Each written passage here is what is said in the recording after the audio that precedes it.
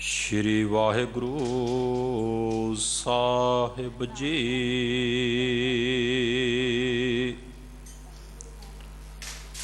नाहौ जति सती नहीं पड़िया, मूर्ख मुगधा जन्म पाया। प्राणवत नानक तेन की शरणा, जैन तो नाहि विसरिया।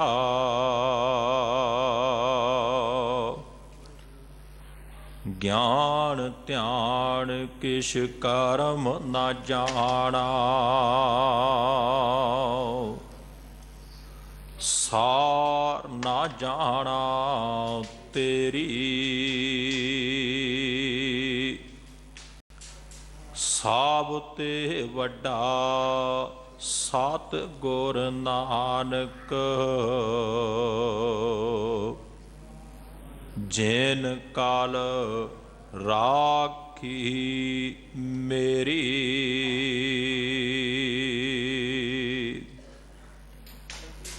इलाही बाणी दे मुजस्मे,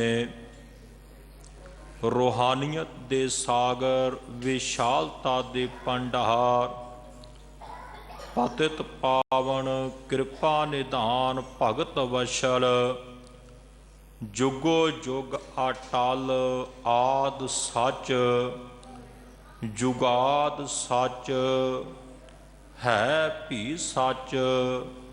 नानक होसी भी सच दा स्वरूप। दसां ही पातशाहियां दी आत्मक जोत गुर गद्दी ते बिराजमान। शब्द गुरु साहिब श्री गुरु ग्रंथ साहिब जी महाराज जी दे मुबारक चरनां विच जुड़ बैठी गुरु प्यारी गुरु सवारी साध संगत जी। आओ सब तो पहला सतगुरु जी के मुबारक चरणों विच अपनियां हाजरियां लगवाइए। मन बिरतियां नूं एकाग्र करदियां धन धन साहिब श्री गुरु गोबिंद सिंह जी महाराज जी वल्लों बख्शिश कीती हुई फतेह दी सांझ पाओ। करो रसना पवित्र, झुकावो सीस धन धन साहिब श्री गुरु ग्रंथ साहिब जी महाराज जी नूं। बुलावो गज के फतेह, आखो जी वाहिगुरु जी का खालसा वाहिगुरु जी की फतेह। सतगुरु जी ने कृपा की है। 8वें गुरदेव बाला प्रीतम धन धन साहिब श्री गुरु हरकृष्ण साहिब जी महाराज जी दे मुबारक चरण छो प्राप्त इस इतिहासक अस्थान गुरुद्वारा श्री बंगला साहिब जी विखे सतगुरु गुरु ग्रंथ साहिब जी महाराज जी नूं नकमस्तक हुंदियां होयां अपनी शरधा प्यार रस्तां अते भेटावां गुरु अगे अर्पण करदियां धन श्री गुरु ग्रंथ साहिब जी महाराज जी दे पासों कुछ सिੱਖਿਆ कुछ ज्ञान उपदेश प्राप्त करने वास्ते असी गुरु की संगत विच आण बैठे हाँ। सतगुरु रोजाना साडे उत्ते कृपा करते हैं, अपनी मेहर दे नाल निवाजते हैं, नित नवा उपदेश दे के सानू इस संसार दे उत्ते चलना सिखाउंदे ने। गुरसिखा आ जिस मकसद नूं लैके तू इस धरती दे उत्ते इस सृष्टि इस संसार दे उत्ते आया है उस दे विच तैनूं सफलता प्राप्त हो सके, मैं तैनूं ऐसी शिक्षा देवां, तैनूं ऐसा ज्ञान प्रदान करां। और धन श्री गुरु ग्रंथ साहिब जी महाराज जी वो उपदेश सानू गुरबाणी के रूप विच देंदे हन, शब्द के रूप विच देंदे हन। और रोजाना गुरु का सिख शब्द का पुजारी बन के शब्द का उपासक बन के धन श्री गुरु ग्रंथ साहिब जी महाराज जी के कोलों सिੱਖਿਆ लैंदा है। वो शब्द रूप विच सिੱਖਿਆ भावें सतगुरु सानू कीर्तन रूप विच प्रदान करते हैं, कथा विचार रूप विच जां पाठ रूप विच देंदे ने। असी उहदे विचों कुछ सिੱਖਣ ਦਾ यतन करते हाँ। सतगुरु जी ने कृपा की है, अज फिर त्रुठे हैं। मेहर दे घर विच आए हन गुरु के कीर्तनियां पासों आप जी ने आसा जी की वार दे संपूर्ण शब्द कीर्तन सरवण कीते हन। ਸਿੰਘ ਸਾਹਿਬ जी ने आप जी ਨੂੰ मूल रूप ਵਿੱਚ ਉਹ ਪਾਠ ਗੁਰੂ ਸ਼ਬਦ ਦਾ ਸਰਵਣ ਕਰਵਾਇਆ ਹੈ। ਇਸ ਦੀ ਲੜੀਵਾਰ ਵਿਚਾਰ ਆਪਾਂ ਸਾਰਿਆਂ ਨੇ ਗੁਰੂ ਦੀ ਅਸੀਸ ਦੁਆਰਾ ਕਰਨ ਦਾ ਯਤਨ ਕਰਨਾ ਹੈ। ਸਤਿਗੁਰੂ ਜੀ ਨੇ ਕਿਰਪਾ ਕੀਤੀ ਹੈ ਜੋ ਅੱਜ ਸ਼ਬਦ ਮਹਾਰਾਜ ਜੀ ਨੇ ਸਾਨੂੰ ਸਿੱਖਿਆ ਰੂਪ ਵਿੱਚ ਬਖਸ਼ਿਆ ਹੈ, ਜਿਸ ਦੀ ਵਿਚਾਰ ਕਰਨ ਵਾਸਤੇ ਆਪਾਂ ਜਾ ਰਹੇ ਹਾਂ। ਮਹਾਰਾਜ ਜੀ ਪਾਸੋਂ ਅਸੀਸ ਲਈਏ, ਗੁਰੂ ਤਰੁੱਠੇ ਮੇਰ ਦੇ ਘਰ ਵਿੱਚ ਆਵੇ, ਕਿਉਂਕਿ ਅਸੀਂ ਉਸ ਸਥਾਨ ਤੇ ਬੈਠੇ ਹਾਂ ਜਿਸ ਸਥਾਨ ਦੇ ਉੱਤੇ ਆਏ ਹੋਏ ਉਸ ਗੁਰੂ ਨੇ ਕਿਸੇ ਗੂੰਗੇ ਦੇ ਸਿਰ ਦੇ ਉੱਤੇ ਆਪਣੀ ਛੜੀ ਰੱਖ ਦਿੱਤੀ ਤੇ ਉਹਦੇ ਕੋਲੋਂ ਵੀ ਗੀਤਾ ਦੇ ਅਰਥ ਕਰਵਾ ਦਿੱਤੇ। ਇਹ ਗੁਰੂ ਸਮਰੱਥ ਹੈ, ਗੁਰੂ ਸਭ ਕੁਝ ਕਰਨ ਕਾਰਨ ਯੋਗ ਹੈ, ਬਸ ਗੁਰੂ ਦੀ ਅਸੀਸ ਦੀ ਲੋੜ ਹੈ। ਧੰਨ ਗੁਰੂ ਗ੍ਰੰਥ ਸਾਹਿਬ ਜੀ ਮਹਾਰਾਜ ਦੇ ਰੂਪ ਵਿੱਚ ਗੁਰੂ ਹਰਕ੍ਰਿਸ਼ਨ ਸਾਹਿਬ ਮਹਾਰਾਜ ਕਿਰਪਾ ਕਰਨ। ਆਓ ਉਹਨਾਂ ਦੀ ਪਹਿਲੀ ਸਰੀਰ ਰੂਪੀ ਜੋਤ ਧੰਨ ਸ਼੍ਰੀ ਗੁਰੂ ਨਾਨਕ ਦੇਵ ਜੀ ਮਹਾਰਾਜ ਜਿਨ੍ਹਾਂ ਦੀ ਰਸਨਾ ਤੋਂ ਉਚਾਰਨ ਕੀਤਾ ਹੋਇਆ ਇਹ ਬਚਨ ਹੈ, ਵਿਚਾਰੀਏ। ਸਤਿਗੁਰੂ ਸ਼੍ਰੀ ਗੁਰੂ ਨਾਨਕ ਦੇਵ ਜੀ ਮਹਾਰਾਜ ਸੰਸਾਰ ਅੰਦਰ ਉਹ ਨਿਰੰਕਾਰੀ ਜੋਤ ਪ੍ਰਗਟ ਹੋਏ ਨੇ।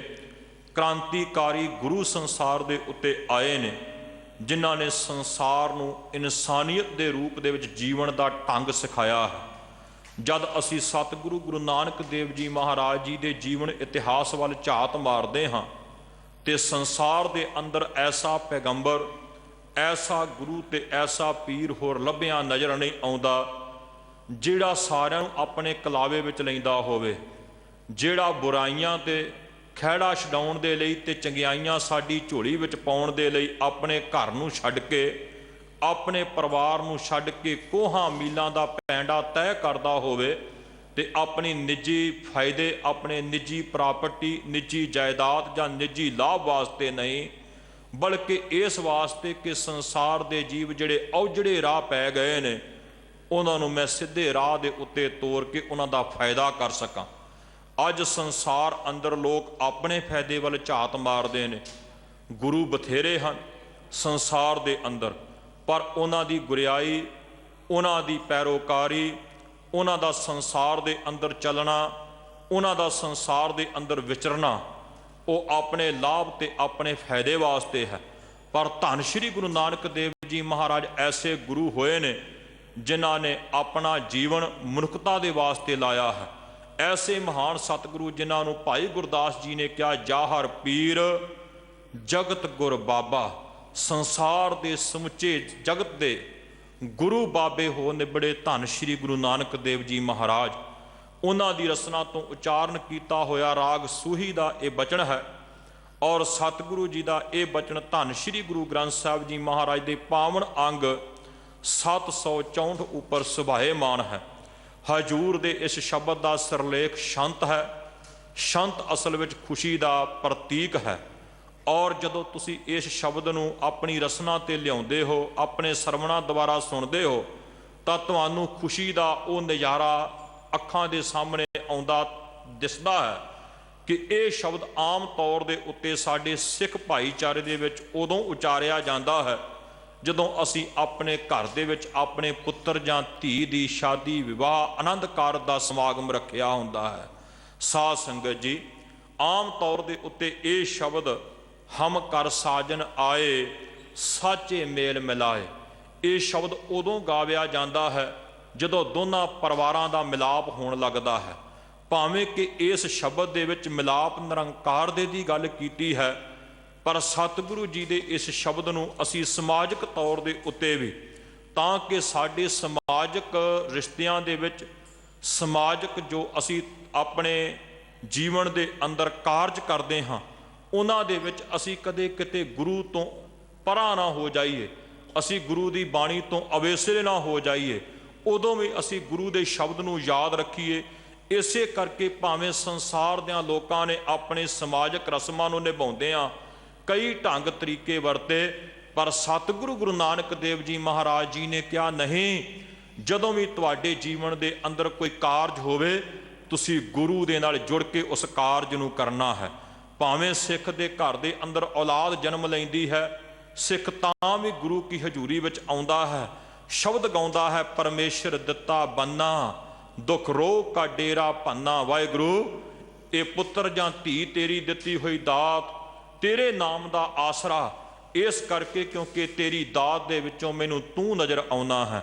मैनू वो दिन याद आउंदे ने जद मेरे घर दे विच कोई औलाद नहीं सी महाराज, मैं थां थां दे उत्ते भटकिया, थां थां दे उत्ते सीस झुकाया, पता नहीं किन्ना कुछ कीता, पर सतगुरु तू त्रुठिया मेहर दे घर विच आया ते मेरी अगे वेल नूं वधाया है। वधी वेल बहु पीढ़ी चाली, धर्म कला हर बंद बहाली। ऐसे शब्द गुरु का सिख उदों अपने अंदरों गाउंदा सुणाउंदा है जदों उहदे घर विच कोई औलाद जन्म लैंदी है। सिख कदे भी अपने गुरु नूं अपने जीवन दे अंदरों मनफी नहीं होण देंदा, पासे नहीं होण देंदा। इसे तरीके नाल साध संगत जी ये शब्द जिहड़ा अज आपां विचारना है, इस शब्द का उचारण भी उदों कीता जांदा है जदों दो परिवारां दा मिलाप हुंदा है। बरात लड़की परिवार दे विहड़े विच आउंदी है, दहलीज ते आउंदी है ते लड़की दा परिवार खलो के लड़के दे परिवार दा स्वागत करदा है। उदों दोनों परिवार मिल के ये शब्द गाउंदे हन, हम कर साजन आए साचे मेल मिलाए। भावें कि उदों नज़र दे विच सानू संसारक रिश्तेदार आउंदे ने, सानू दिखदे साडे संसारक संबंधी ने, ते असीं अपनी रसना तो बचन बोल रहे हुंदे हां, पर यह बचन धुर की बाणी दा है। गुरु का शब्द सद जदों भी साडी रसना ते आएगा, साडी जुबान ते आएगा, साडे हिरदे विचों निकलेगा, साडे अंदर अपनी गूंजार पाएगा, ते शब्द का लाभ अवश्य होएगा।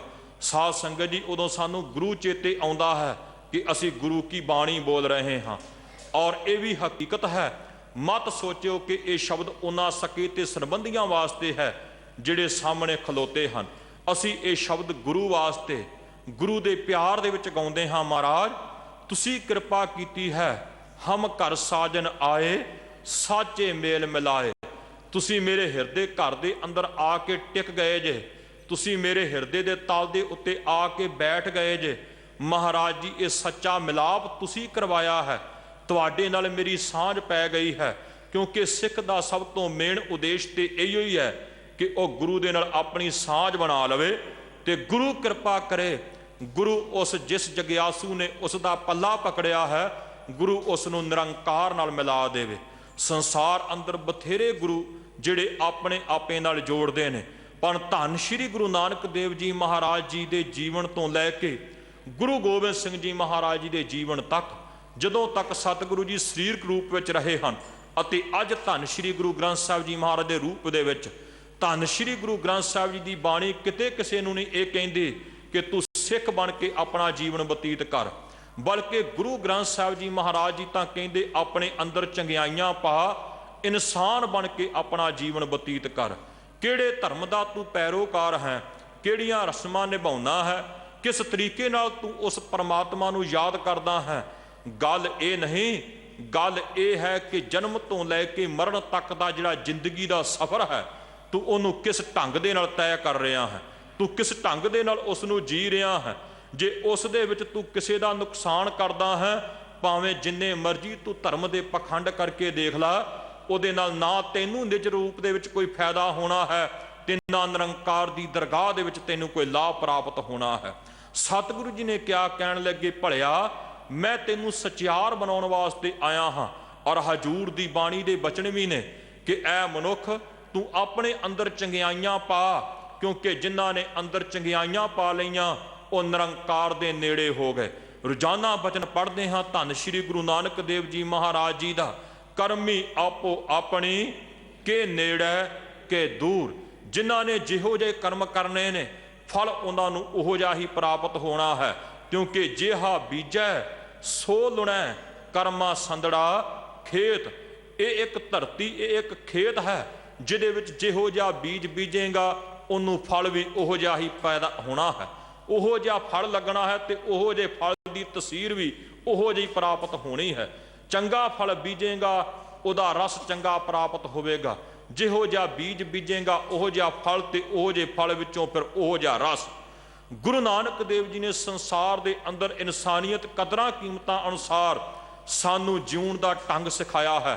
ਹਜੂਰ ਨੇ ਕਿਹਾ ਆਪਣੇ ਅੰਦਰ ਸਚਿਆਰ ਪਦ ਦੀ ਪ੍ਰਾਪਤੀ ਦੇ ਲਈ ਚੰਗਿਆਈਆਂ ਲੈ ਕੇ ਆ, ਆਪਣੇ ਅੰਦਰ ਸ਼ੁਭ ਗੁਣ ਲੈ ਕੇ ਆ, ਆਪਣੇ ਅੰਦਰ ਇਹੋ ਜਿਹਾ ਸੁਭਾਅ ਬਣਾ ਲੈ ਕਿ ਤੈਨੂੰ ਤੱਕ ਕੇ ਕੋਈ ਕਵੇ ਗੁਰੂ ਨਾਨਕ ਦਾ ਸਿੱਖ ਜਾਂਦਾ ਹੈ, ਔਰ ਜਦੋਂ ਉਹ ਤੱਕੇ ਉਹਦਾ ਸੀਸ ਆਪਣੇ ਆਪ ਝੁਕੇ। ਇੰਨੀਆਂ ਚੰਗਿਆਈਆਂ, ਰਾਹ ਜਾਂਦੇ ਦੁਖੀ ਨੂੰ ਫੜ ਕੇ ਉਹਨੂੰ ਸਹਾਰਾ ਦੇਣਾ, ਕਿਸੇ ਭੁੱਖੇ ਨੂੰ ਲੰਗਰ ਛਕਾਉਣਾ, ਕਿਸੇ ਨੰਗੇ ਦਾ ਨੰਗੇਜ ਕੱਜਣਾ, ਔਰ ਕਿਸੇ ਬੱਚੇ ਦੇ ਵਾਸਤੇ ਵਿਦਿਆ ਦਾ ਪ੍ਰਬੰਧ ਕਰਨਾ, ਕਿਸੇ ਦੁਖੀ ਨੂੰ ਦਾਰੂ ਪ੍ਰਦਾਨ ਕਰਨਾ। ਐਸਾ ਸੁਭਾਅ ਗੁਰੂ ਨਾਨਕ ਦੇਵ ਜੀ ਮਹਾਰਾਜ ਜੀ ਨੇ ਬਖਸ਼ਿਸ਼ ਕੀਤਾ ਹੈ। ਸੰਸਾਰ ਦੇ ਅੰਦਰ ਇਹ ਨਿਵੇਕਲਾ ਪੰਥ ਹੈ, ਕਿਉਂਕਿ ਭਾਈ ਗੁਰਦਾਸ ਜੀ ਨੇ ਕਿਹਾ ਸੀ, ਮਾਰਿਆ ਸਿੱਕਾ ਜਗਤ ਵਿੱਚ ਨਾਨਕ ਨਿਰਮਲ ਪੰਥ ਚਲਾਇਆ। ਇਹ ਕਿਉਂ ਨਿਵੇਕਲਾ ਤੇ ਨਿਰਮਲ ਪੰਥ ਹੈ? ਕਿਉਂਕਿ ਸਾਧ ਸੰਗਤ ਜੀ, ਇਸ ਤੋਂ ਪਹਿਲਾਂ ਕਿਸੇ ਵੀ ਧਰਮ ਦੇ ਪੈਗੰਬਰ ਨੇ ਆਪਣੇ ਧਰਮ ਤੋਂ ਉੱਪਰ ਉੱਠ ਕੇ ਕਿਸੇ ਦੂਸਰੇ ਦੇ ਧਰਮ ਦੀ ਗੱਲ ਨਹੀਂ ਕੀਤੀ। ਪਰ ਇੱਕ ਸਤਿਗੁਰੂ ਗੁਰੂ ਨਾਨਕ ਦੇਵ ਜੀ ਮਹਾਰਾਜ ਐਸੇ ਜਿਹੜੇ ਕਹਿੰਦੇ, ਮੈਂ ਤੁਹਾਡੇ ਸਰੀਰ ਲਿਬਾਸ ਤੇ ਤੁਹਾਡੇ ਧਰਮ ਵਾਲੇ ਇਸ ਜੋ ਤੁਸੀਂ ਕਰ ਰਹੇ ਹੋ ਉਹਦੇ ਵੱਲ ਨਹੀਂ ਤੱਕਦਾ, ਮੈਂ ਤੁਹਾਡੇ ਅੰਦਰ ਦੀ ਭਾਵਨਾ ਵੱਲ ਦੇਖ ਰਿਹਾ ਹਾਂ। ਹਜੂਰ ਫਿਰ ਝੰਜੋੜ ਕੇ ਕਹਿੰਦੇ ਨੇ, ਭਲਿਆ ਦੇਖ ਧਰਮੀ ਬਣਿਆ ਹੈ ਤਾਂ ਧਰਮ ਦੇ ਕਾਜ ਕਰ।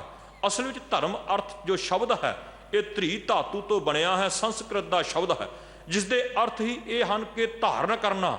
ਕੀ ਧਾਰਨ ਕਰਨਾ? ਜੋ ਅਸੀਂ ਧਾਰਨ ਕਰਕੇ ਬੈਠੇ ਹਾਂ?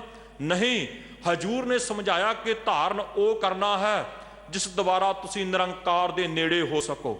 ਉਹ ਬ੍ਰਹਮੰਡੀ ਨਿਯਮ, ਉਹ ਸੰਸਾਰ ਦੇ ਅੰਦਰ ਅਧਿਆਤਮਕ ਗੁਣ ਜਿਨ੍ਹਾਂ ਨੂੰ ਹਿਰਦੇ ਦੇ ਅੰਦਰ ਵਸਾ ਕੇ ਅਸੀਂ ਗੁਰੂ ਦੇ ਨੇੜੇ ਹੋ ਸਕਦੇ ਹਾਂ, ਜਿਨ੍ਹਾਂ ਦਾ ਸਦਕਾ ਸਾਡੀ ਪਰਮਾਤਮਾ ਨਾਲ ਸਾਂਝ ਪੈ ਸਕਦੀ ਹੈ। ਹਜੂਰ ਪਾਤਸ਼ਾਹ ਕਹਿੰਦੇ ਉਹਨਾਂ ਗੁਣਾਂ ਨੂੰ ਆਪਣੇ ਜੀਵਨ ਅੰਦਰ ਅਪਣਾਉਣ ਵਾਲਾ ਵਿਅਕਤੀ ਧਰਮੀ ਹੈ। ਜਿਨੇ ਸੰਸਾਰ ਦੇ ਅੰਦਰ ਧਰਮ ਦਾ ਕਾਰਜ ਕੋਈ ਨਹੀਂ ਕੀਤਾ, ਸਿਰਫ ਲਿਬਾਸ ਪਾਇਆ ਹੈ, ਉਹ ਨਾਂ ਦਾ ਤਾਂ ਧਰਮੀ ਹੋ ਸਕਦਾ ਹੈ, ਪਰ ਅਸਲ ਦੇ ਵਿੱਚ ਉਹ ਧਰਮ ਦਾ ਅਧਿਕਾਰੀ ਨਹੀਂ ਬਣਿਆ। ਹਜੂਰ ਗੁਰੂ ਅਮਰਦਾਸ ਸਾਹਿਬ ਜੀ ਮਹਾਰਾਜ ਜੀ ਦਾ ਇੱਕ ਬਚਨ ਆਉਂਦਾ ਹੈ। ਉਹ ਕਹਿੰਦੇ, ਮਹਾਰਾਜ ਸੰਸਾਰ ਦੇ ਅੰਦਰ ਜਿਹੜੇ ਆਸਤਕ ਲੋਕ ਨੇ ਉਹ ਬੜੀਆਂ ਉੱਚੀਆਂ ਉੱਚੀਆਂ ਆਵਾਜ਼ਾਂ ਦੇ ਕੇ ਕੂਕਦੇ, ਪੁਕਾਰਦੇ ਨੇ, ਬੁਲਾਉਂਦੇ ਨੇ, ਕਹਿੰਦੇ ਨੇ ਧਰਮ ਧਾਰਨ ਕਰੋ ਜੀ।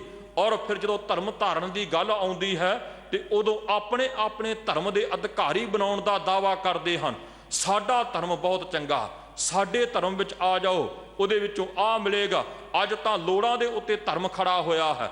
ਸੰਸਾਰ ਦੇ ਅੰਦਰ ਐਸੇ ਲੋਕ ਨੇ ਜਿਨ੍ਹਾਂ ਨੇ ਧਰਮ ਨੂੰ ਇੱਕ ਵਪਾਰ ਬਣਾ ਲਿਆ ਹੈ ਕਿ ਆਓ ਸਾਡੇ ਧਰਮ ਦੇ ਵਿੱਚ ਆਓਗੇ, ਸਾਡੇ ਥਾਂ ਤੇ ਆਓਗੇ, ਤੁਹਾਨੂੰ ਸਸਤਾ ਰਾਸ਼ਨ ਮਿਲੇਗਾ, ਤੁਹਾਨੂੰ ਹਸਪੀਟਲ ਦੇ ਵਿੱਚ ਸਹੀ ਤਰੀਕੇ ਨਾਲ ਦਵਾਈ ਦੇ ਦਿੱਤੀ ਜਾਵੇਗੀ, ਤੁਸੀਂ ਸਾਡੇ ਧਰਮ ਦੇ ਵਿੱਚ ਆਓਗੇ, ਤੁਹਾਨੂੰ ਆਹ ਮਿਲੇਗਾ, ਉਹ ਮਿਲੇਗਾ।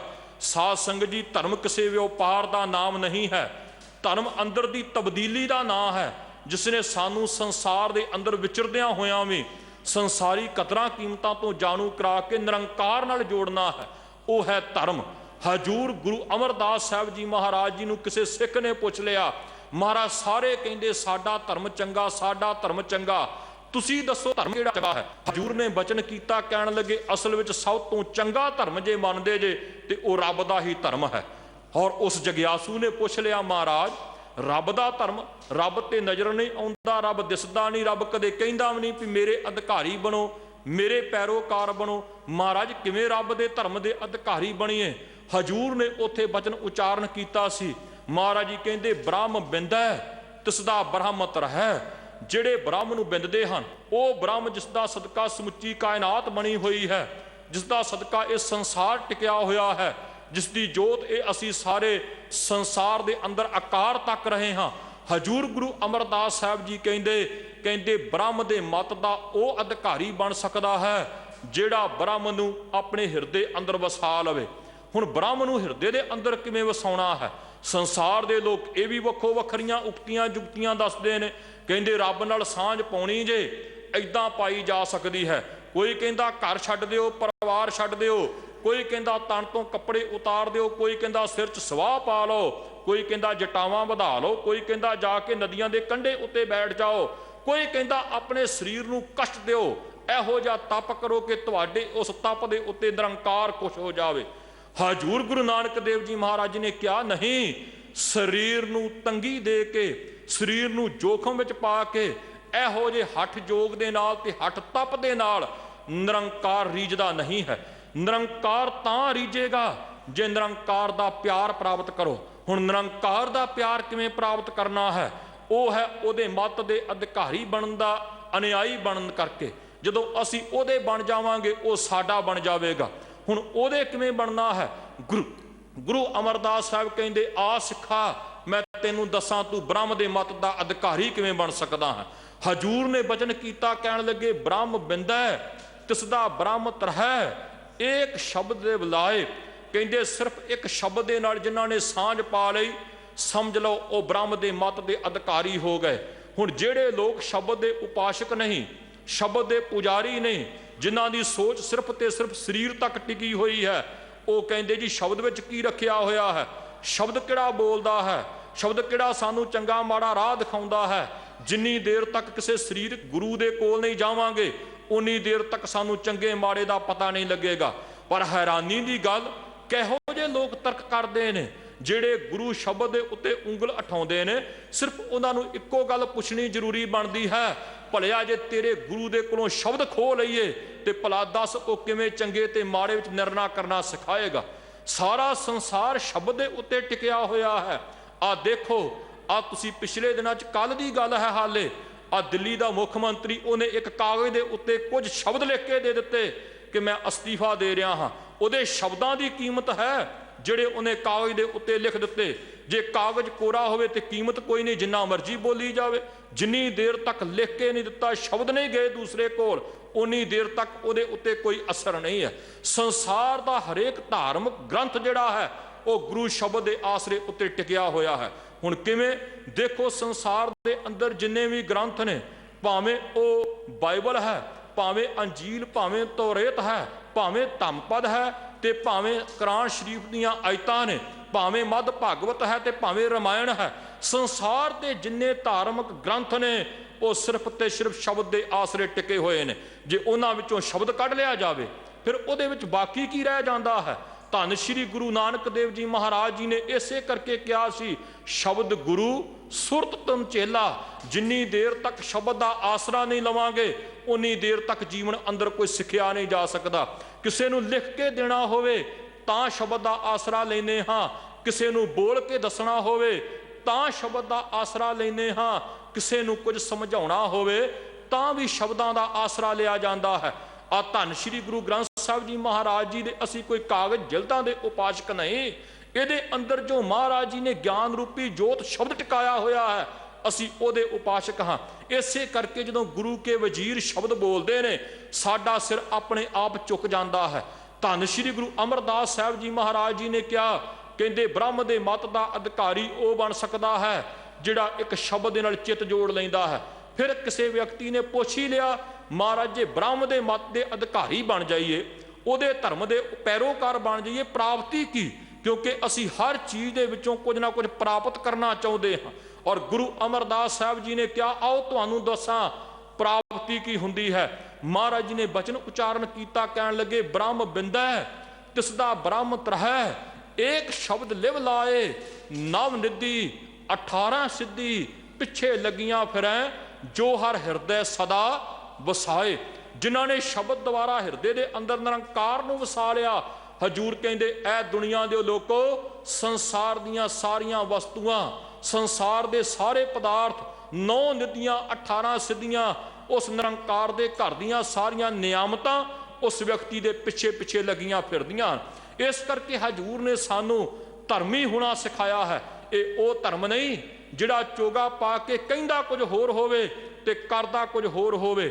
ਇਹ ਧਰਮ ਸੰਸਾਰ ਨੂੰ ਵੰਡਣ ਵਾਲਾ ਧਰਮ ਨਹੀਂ, ਇਹ ਸੰਸਾਰ ਨੂੰ ਆਪਣੇ ਕਲਾਵੇ ਵਿੱਚ ਲੈਣ ਵਾਲਾ ਧਰਮ ਹੈ। ਇਹ ਉਹ ਧਰਮ ਹੈ ਜਿਸ ਦੇ ਅੰਦਰੋਂ ਆਵਾਜ਼ ਨਿਕਲਦੀ ਹੈ, ਸਭ ਕੋ ਮੀਤ ਹਮ ਆਪਨ ਕੀਨਾ, ਹਮ ਸਬਨਾ ਕੇ ਸਾਜਨ। ਇਹ ਉਹ ਧਰਮ ਹੈ ਜਿਹੜਾ ਆਵਾਜ਼ ਦਿੰਦਾ ਹੈ ਕਿ ਵਿਤਕਰੇ ਨਹੀਂ, ਬਿਖੇੜੇ ਨਹੀਂ, ਸਾਡੇ ਜੀਵਨ ਦੇ ਅੰਦਰ ਤਰੇੜਾ ਨਹੀਂ, ਸਾਨੂੰ ਵੱਖੋ ਵੱਖ ਕਰਨ ਵਾਲਾ ਧਰਮ ਨਹੀਂ ਚਾਹੀਦਾ। ਸਾਨੂੰ ਉਹ ਧਰਮ ਚਾਹੀਦਾ ਹੈ ਜਿਹੜਾ ਇਹ ਸਿਖਾਉਂਦਾ ਹੋਵੇ ਕਿ ਅਵਲ ਅੱਲਾਹ ਨੂਰ ਉਪਾਇਆ, ਕੁਦਰਤ ਕੇ ਸਭ ਬੰਦੇ, ਏਕ ਨੂਰ ਤੇ ਸਭ ਜਗ ਉਪਜਿਆ, ਕੌਣ ਭਲੇ ਕੋ ਮੰਦੇ। ਜਿਹੜਾ ਧਰਮ ਸਾਨੂੰ ਇਹ ਸਿਖਾਉਂਦਾ ਹੋਵੇ ਕਿ ਇਹ ਦੁਨੀਆ ਦੇ ਲੋਕੋ, ਕਿਸੇ ਦੀਆਂ ਬੁਰਾਈਆਂ ਤੱਕਣ ਤੋਂ ਪਹਿਲਾਂ अपने अंदर आ वेखो, अपने अंदर तको ते अपने अंदरों ये बोलो, फरीदा सब ते हम बुरे, हम सब हम तज भलो सब कोए, जिन ऐसा कर बूझिया मीत हमारा सोए। वो साडा मित्र, वो साडा प्यारा, वो साडे धर्म का साडा संगी साथी, जिन्हें सानू ये जीवना का ढंग सिखा दिता, जिन्हों मिलन करके सानू निरंकार चेते विच आउण लग पिया। ओए साजन, ओए मीत प्यारे, जो हमको हर नाम चितारे। धर्म वो कदरां कीमतां सिखाउंदा है जिहदे उत्ते तुर के मनुख संसार अंदर जिथे आप वडियाई प्राप्त करदा है, उत्थे संसार दे लोकां नूं भी सीधे राह दे उत्ते तोरदा। गुरु नानक देव जी महाराज जी ने बचन किया, जिस बचन नूं सतगुरु जी ने राग सूही अंदर उचारिया ते घर दूजे अंदर गाउण दी ताकीद की। गुरु ग्रंथ साहिब जी अंदर जिथे 31 राग हैं, उत्थे 17 घर हैं। इन्हां घरां दा संबंध राग ताल दे नाल है और गुरु के कीर्तनियां नूं राग दे अंदर घर विच शब्द नूं गाउण दी ताकीद है। दूसरे घर दे अंदर सतगुरु जी ने शब्द उचारण किया, आरंभ विच महाराज जी ने मूल मंत्र का संखेप रूप जिहड़ा है वो उचारण किया है। हजूर कहंदे एक ओंकार परमात्मा एक है, समुची कायनात उहदे आसरे है, वो समुची सृष्टि दे विच रमिया होया है। सत गुर प्रसाद, वो सदीवी रहण वाली सत हस्ती है, वो सतगुरु निरंकार प्रभु परमात्मा गुरु की कृपा द्वारा प्राप्त हुंदा है, उहदे नाल सांझ गुरु की मेहर द्वारा बनती है। इसे करके असी गुरु के दर दे उत्ते आके कहने हाँ, महाराज सानू नहीं तुरना आउंदा, सानू नहीं चलना आउंदा, तुसी आप कृपा करो, तुसी आप मेहर दे घर विच आओ। सतगुरु पातशाह हम अंधले अंध बिखै बिखराते, क्यों चालें गुर चाली, सतगुरु दया करे सुखदाता हम लावे आपन पाली। गुर सिखमीत चलो गुर चाली, जो गुर कहे सोई भल मानो, हर हर कथा निराली। सो सिख सखा बंदप है भाई, जे गुर के भाणे विच आवे, अपने भाणे जो चले भाई, विछड़ चोटा खावे। जिहड़ा गुरु दे भाणे विच चलेगा, जिहड़ा गुरु दे हुक्म विच चलेगा, वो संसार दे अंदर सन्मानिया जाएगा, सत्कारिया जाएगा, वो रब दे नेड़े हो जाएगा।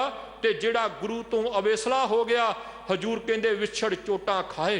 वो गुरु तो विछड़िया नहीं, बल्कि समझो परमात्मा तो विछड़ गया।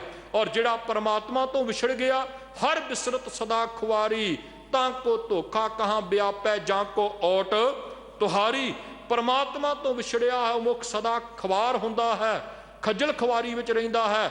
उतनी देर तक निरंकार नाल सांझ नहीं, जिन्नी देर तक मुड़ के वो गुरु दे चरनां विच आके नहीं टिकदा। हजूर ने बचन किया, कहण लगे वो सत गुरु जिहड़ा सब तो वड्डा है, सदीवी रहण वाला है। हजूर कहंदे ओहदे नाल सांझ उन्हां दी बनदी है जिहड़े गुरु दे उपदेश दे धारनी हो जांदे हन।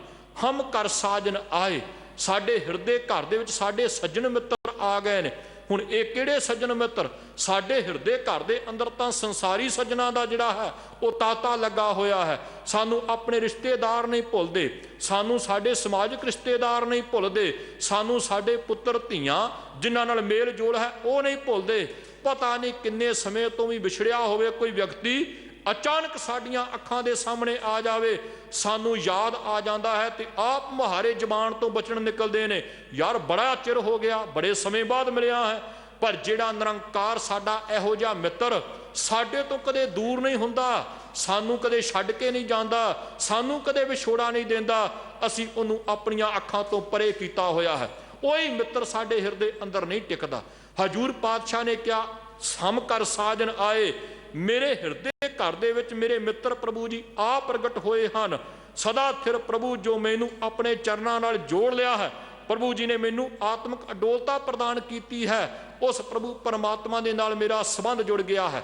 हम कर साजन आए साचे मेल मिलाए, उस निरंकार ने आप कृपा की है, अपनी मेहर दे घर विच आण के उन्हें सच्चे दे नाल साडा मिलाप करवा दिता है।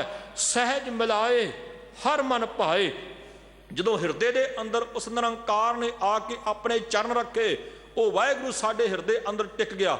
हुण इत्थे ये भी गल सोचण वाली है, थां थां दे उत्ते गुरबाणी दे विच निरंकार दे चरनां दी गल आउंदी है, और देहधारी लोग फिर उस थां दे उत्ते आके सानू इस ढौंकले विच पाउंदे हन कि देखो जी ਸਰੀਰਕ ਰੂਪ ਦੇ ਵਿੱਚ ਹੀ ਕਿਸੇ ਦੇ ਚਰਨ ਹੋ ਸਕਦੇ ਨੇ, ਕਿਸੇ ਦੇ ਪੈਰ ਹੋ ਸਕਦੇ ਨੇ। ਇੱਥੇ ਗੁਰੂ ਸ਼ਬਦ ਦੇ ਕਿਹੜੇ ਚਰਨ, ਕਿਹੜੇ ਪੈਰ ਜਿਨ੍ਹਾਂ ਨੂੰ ਹਿਰਦੇ ਦੇ ਅੰਦਰ ਟਿਕਾਇਆ ਜਾਵੇ। ਗੁਰੂ ਅਰਜਨ ਦੇਵ ਜੀ ਦਾ ਬਚਨ ਆਉਂਦਾ ਹੈ, ਹਰ ਹਰ ਚਰਨ ਹਿਰਦੈ ਉਰ ਧਾਰੇ, ਸਿਮਰ ਸੁਆਮੀ ਸਤਿਗੁਰ ਆਪਣਾ ਕਾਰਜ ਸਫਲ ਹਮਾਰੇ। ਔਰ ਕਿੰਤੂ ਪਰੰਤੂ ਕਰਨ ਵਾਲੇ ਲੋਕ ਕਹਿੰਦੇ ਦੇਖੋ ਜੀ ਚਰਨ ਤਾਂ ਸੰਸਾਰੀ ਗੁਰੂ ਦੇ ਹੋ ਸਕਦੇ ਨੇ, ਉਹਨਾਂ ਦੇ ਚਰਨਾਂ ਨੂੰ ਹੀ ਮਲਿਆ ਜਾ ਸਕਦਾ ਹੈ, ਉਹਨਾਂ ਦੇ ਚਰਨਾਂ ਦੇ ਉੱਤੇ ਨਮਸਕਾਰ ਕੀਤੀ ਜਾ ਸਕਦੀ ਹੈ, ਉਹਨਾਂ ਦੇ ਚਰਨਾਂ ਦਾ ਆਸਰਾ ਲਿਆ ਜਾ ਸਕਦਾ ਹੈ। ਪਰ ਇੱਥੇ ਸਤਿਗੁਰੂ ਜੀ ਨੇ ਬਚਨ ਹਿਰਦੇ ਉਰ ਧਾਰੇ, ਹਿਰਦੇ ਦੇ ਅੰਦਰ ਧਾਰਨ, ਹਿਰਦੇ ਦੇ ਅੰਦਰ ਵਸਾਉਣ ਦੀ ਗੱਲ ਕੀਤੀ ਹੈ। ਕੋਈ ਹੈ ਸੰਸਾਰੀ ਇਹੋ ਜਿਹਾ ਗੁਰੂ ਜਿਹਦੇ ਪੈਰਾਂ ਨੂੰ ਤੁਸੀਂ ਆਪਣੇ ਹਿਰਦੇ ਦੇ ਅੰਦਰ ਵਾੜ ਸਕੋ, ਤੁਸੀਂ ਆਪਣੇ ਜਿਸਮ ਦੇ ਅੰਦਰ ਟਿਕਾ ਸਕੋ, ਤੁਸੀਂ ਛਾਤੀ ਪਾੜ ਕੇ ਅੰਦਰ ਵਸਾ ਸਕੋ। ਹਜੂਰ ਨੇ ਬਚਨ ਕੀਤਾ ਹਿਰਦੇ ਦੇ ਅੰਦਰ ਜਿਹੜੇ ਚਰਨ ਧਾਰਨੇ ਹਨ ਉਹ ਕੀ ਹਨ? ਸਿਮਰ ਸੁਆਮੀ ਸਤਿਗੁਰ ਆਪਣਾ। ਹਜੂਰ ਕਹਿੰਦੇ ਉਹ ਹੈ ਉਹਦਾ ਸਿਮਰਨ, ਉਹ ਹੈ ਉਹਦੀ ਯਾਦ। ਮਨੁੱਖ ਇੱਥੇ ਦੇਸ਼ ਦੇ ਵਿੱਚ ਬੈਠਾ ਹੈ ਤੇ ਉਹਦਾ ਪਰਿਵਾਰ ਵਿਦੇਸ਼ ਵਿੱਚ ਬੈਠਾ ਹੈ, ਪੈਰ ਉੱਥੇ ਨੇ, ਚਰਨ ਉਹਨਾਂ ਦੇ ਉੱਥੇ ਨੇ, ਬੈਠੇ ਉਹ ਉੱਥੇ ਨੇ, ਪਰ ਮਨੁੱਖ ਨੇ ਉਹਨਾਂ ਨੂੰ ਆਪਣੇ ਹਿਰਦੇ ਅੰਦਰ ਵਸਾਇਆ ਹੋਇਆ ਹੈ। ਸਭ ਕੁਝ ਭੁੱਲ ਜਾਂਦਾ ਹੈ ਮਨੁੱਖ ਨੂੰ, ਆਪਣੀ ਮਾਂ ਨਹੀਂ ਭੁੱਲਦੀ। ਮਨੁੱਖ ਵਿਦੇਸ਼ਾਂ ਵਿੱਚ ਬੈਠਾ ਵੀ ਆਪਣੇ ਬੱਚਿਆਂ ਨੂੰ ਯਾਦ ਕਰਦਾ ਹੈ, ਆਪਣੇ ਪਰਿਵਾਰ ਨੂੰ ਯਾਦ ਕਰਦਾ ਹੈ। ਕਿਉਂ? ਕਿਉਂਕਿ ਉਹ ਉਹਦੇ ਹਿਰਦੇ ਦੇ ਅੰਦਰ ਬੈਠਿਆ ਹੋਇਆ ਹੈ, ਉਹਦੀ ਯਾਦ, ਉਹਨਾਂ ਦੀ ਸਿਮਰਤੀ ਉਹਦੇ ਹਿਰਦੇ ਅੰਦਰ ਟਿਕੀ ਹੋਈ ਹੈ। ਹਜੂਰ ਕਹਿੰਦੇ ਭਲਿਆ ਆਪਣੇ ਹਿਰਦੇ ਦੇ ਅੰਦਰ ਵਸਾਉਣਾ ਹੀ ਤੇ ਸਤਿਗੁਰੂ ਜੀ ਦੇ ਸਿਮਰਨ ਨੂੰ ਵਸਾ। ਹਜੂਰ ਨੇ ਬਚਨ ਕੀਤਾ, ਕਹਿੰਦੇ ਸਿਮਰ ਸੁਆਮੀ ਸਤਿਗੁਰ ਆਪਣਾ ਕਾਰਜ ਸਫਲ ਹਮਾਰੇ। ਤੇਰੇ ਜੀਵਨ ਦੇ ਸਾਰੇ ਕਾਰਜ ਜਿਹੜੇ ਹਨ ਉਹ ਸਵਰ ਜਾਣਗੇ, ਤੇਰੇ ਜੀਵਨ ਦੀਆਂ ਸਾਰੀਆਂ ਲੋੜਾਂ ਪੂਰੀਆਂ ਹੋ ਜਾਣਗੀਆਂ। ਔਰ ਹਜੂਰ ਨੇ ਅੱਗੇ ਬਚਨ ਕੀਤਾ, ਕਹਿਣ ਲੱਗੇ ਦੁਨੀਆ ਦੇ ਲੋਕ ਇਹ ਵੀ ਕਹਿੰਦੇ ਜੇ ਕਾਰਜ ਪੂਰੇ ਕਰਨੇ ਜੇ, ਪਰਮਾਤਮਾ ਨੂੰ ਖੁਸ਼ ਕਰਨਾ ਜੇ, ਉਹਦੇ ਕੋਲੋਂ ਖੁਸ਼ੀਆਂ ਲੈਣੀਆਂ ਤੇ ਉਹਦੇ ਨਾਲ ਮਿਲਾਪ ਹਾਸਲ ਕਰਨਾ ਜੇ, ਫਿਰ ਆ ਤਿੰਨ ਢੰਗ ਵਰਤੋ। ਉਹ ਤਿੰਨ ਢੰਗ ਕਿਹੜੇ ਨੇ? ਇੱਕ ਹੈ ਢੰਗ ਪੂਜਾ ਦਾ, ਇੱਕ ਹੈ ਧਨ ਪੁੰਨ ਦਾ, ਤੇ ਇੱਕ ਹੈ ਢੰਗ ਦਾਨ ਦਾ। ਤਿੰਨ ਢੰਗ ਸੰਸਾਰ ਦੇ ਆਸਤਿਕ ਲੋਕਾਂ ਨੇ ਵਰਤੇ ਨੇ। ਉਹਨਾਂ ਤਿੰਨਾਂ ਢੰਗਾਂ ਦੁਆਰਾ ਕਹਿੰਦੇ ਰੱਬ ਦੀਆਂ ਖੁਸ਼ੀਆਂ ਪ੍ਰਾਪਤ ਕੀਤੀਆਂ ਜਾ ਸਕਦੀਆਂ ਹਨ। ਹਜੂਰ ਪਾਤਸ਼ਾਹ ਕਹਿੰਦੇ ਓਨੀ ਦੇਰ ਤੱਕ ਕਿਸੇ ਵਿਅਕਤੀ ਦੀ ਪੂਜਾ ਪੂਰੀ ਨਹੀਂ ਹੋ ਸਕਦੀ ਜਿੰਨੀ ਦੇਰ ਤੱਕ ਉਸ ਪੂਜਾ ਦੇ ਵਿੱਚ ਨਿਰੰਕਾਰ ਦੀ ਕੀਰਤੀ ਨਹੀਂ ਆਉਂਦੀ। ਓਨੀ ਦੇਰ ਤੱਕ ਕਿਸੇ ਦਾ ਕੀਤਾ ਹੋਇਆ ਦਾਨ ਜਿਹੜਾ ਹੈ ਉਹ ਸਫਲ ਨਹੀਂ ਹੋ ਜਾਂਦਾ ਜਿੰਨੀ ਦੇਰ ਤੱਕ ਉਸ ਦਾਨ ਦੇ ਵਿੱਚ ਵਾਹਿਗੁਰੂ ਦਾ ਨਾਮ ਨਹੀਂ ਆਉਂਦਾ ਔਰ ਮਨੁੱਖ ਅਕਲ ਦੁਆਰਾ ਦਾਨ ਨਹੀਂ ਕਰਦਾ।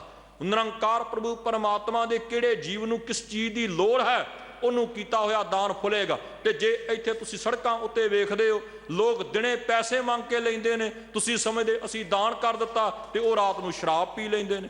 ਉਹ ਉਸੇ ਦੁਆਰਾ ਬਦ ਫੈਲੀਆਂ ਕਰਦੇ ਨੇ, ਉਸ ਕੀਤੇ ਹੋਏ ਦਾਨ ਦਾ ਕੋਈ ਫਾਇਦਾ ਨਹੀਂ। ਤਾਂ ਇਹ ਸਤਿਗੁਰੂ ਜੀ ਨੇ ਕਿਹਾ ਸੀ ਅਕਲੀ ਕੀਚੇ ਦਾਨ।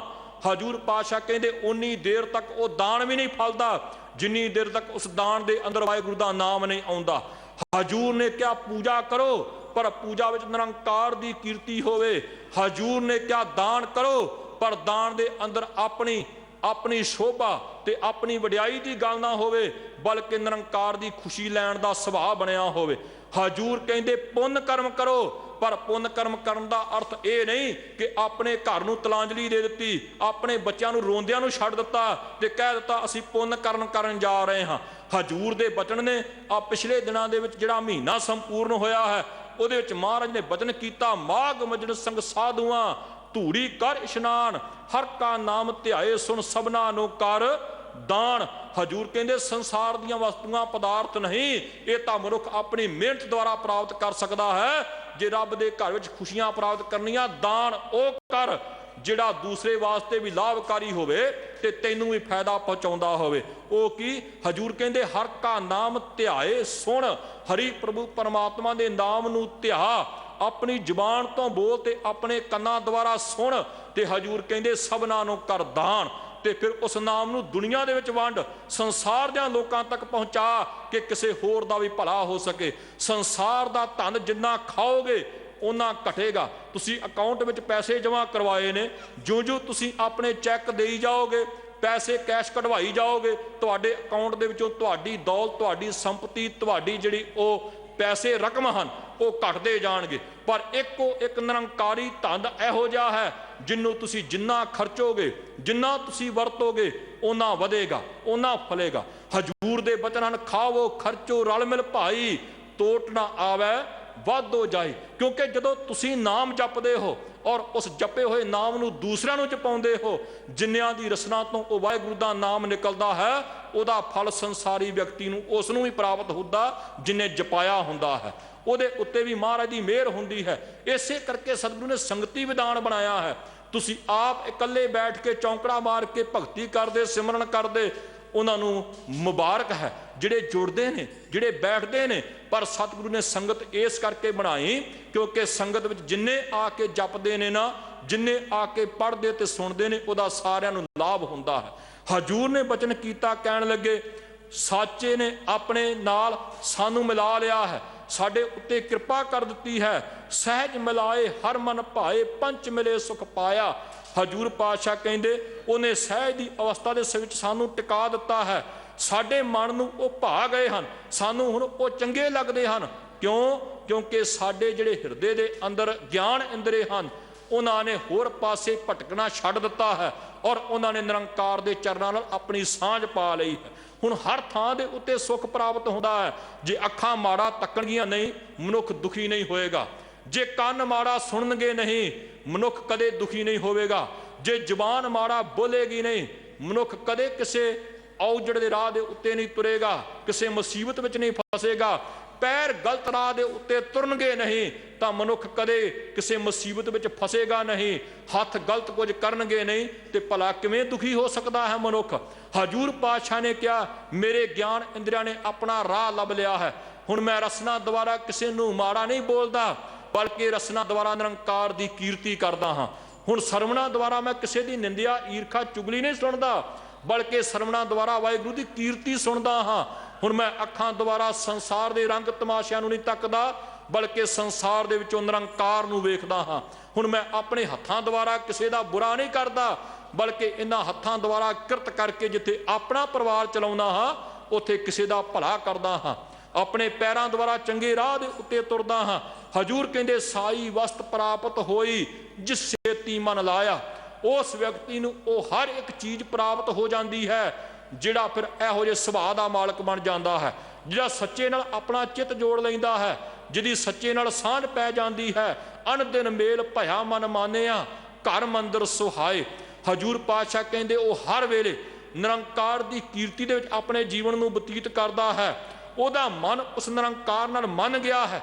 ਕਿਉਂਕਿ ਭਗਤ ਕਬੀਰ ਜੀ ਦੇ ਬਚਨ ਹਨ, ਉਹ ਕਹਿੰਦੇ ਨੇ ਇਹ ਦੁਨੀਆ ਦੇ ਲੋਕੋ, ਉਨੀ ਦੇਰ ਤੱਕ ਨਿਰੰਕਾਰ ਨੂੰ ਜਾਣਿਆ ਹੀ ਨਹੀਂ ਜਾ ਸਕਦਾ ਜਿੰਨੀ ਦੇਰ ਤੱਕ ਤੁਹਾਡਾ ਮਨ ਨਹੀਂ ਮੰਨਦਾ। ਸਾਚੇ ਸਾਹਿਬ ਸਿਉ ਮਨ ਮਾਨਿਆ, ਹਰ ਸਰਬ ਨਿਰੰਤਰ ਜਾਣਿਆ। ਗੁਰੂ ਅਰਜਨ ਦੇਵ ਜੀ ਮਹਾਰਾਜ ਦੇ ਬਚਨ ਔਰ ਭਗਤ ਕਬੀਰ ਜੀ ਨੇ ਬਚਨ ਕੀਤਾ ਸੀ ਜਦ ਉਹ ਕਹਿੰਦੇ ਹਨ ਪਾਠ ਪੜਿਓ ਅਰ ਵੇਦ ਵਿਚਾਰਿਓ ਵਾਲੇ ਸ਼ਬਦ ਸਤਿਗੁਰੂ ਗੁਰੂ ਨਾਨਕ ਦੇਵ ਜੀ ਮਹਾਰਾਜ ਜੀ ਦੇ। ਔਰ ਉਹ ਬਚਨ ਕਰਦੇ ਨੇ ਜਿੱਥੇ ਉਹ ਕਹਿੰਦੇ ਨੇ ਦੁਨੀਆ ਦੇ ਲੋਕ ਮਨ ਮੰਨੇ ਨੂੰ ਪ੍ਰਵਾਨ ਨਹੀਂ ਕਰਦੇ। ਹਜੂਰ ਪਾਤਸ਼ਾਹ ਜੀ ਦੀ ਗੁਰੂ ਗ੍ਰੰਥ ਸਾਹਿਬ ਜੀ ਅੰਦਰ ਬਚਨ ਹਨ ਭਗਤ ਕਬੀਰ ਜੀ ਦੇ। ਉਹ ਕਹਿੰਦੇ ਹਨ ਕਹਿ ਕਬੀਰ ਅਬ ਮਾਨਿਆ, ਕਹਿ ਕਬੀਰ ਅਬ ਜਾਣਿਆ, ਜਬ ਜਾਣਿਆ ਤੋ ਮਨ ਮਾਨਿਆ। ਕਹਿੰਦੇ ਜਦੋਂ ਉਹਨੂੰ ਜਾਣ ਲਿਆ, ਜਦੋਂ ਉਹਨੂੰ ਸਮਝ ਲਿਆ ਕਿ ਉਹ ਸਮੁੱਚੀ ਕਾਇਨਾਤ ਵਿੱਚ ਰਮਿਆ ਹੋਇਆ ਹੈ, ਹਰ ਥਾਂ ਦੇ ਉੱਤੇ ਉਹਦਾ ਹੀ ਜਲਵਾ ਤੇ ਉਹਦਾ ਹੀ ਨੂਰ ਹੈ, ਕਹਿੰਦੇ ਫਿਰ ਮਨ ਮੰਨ ਗਿਆ।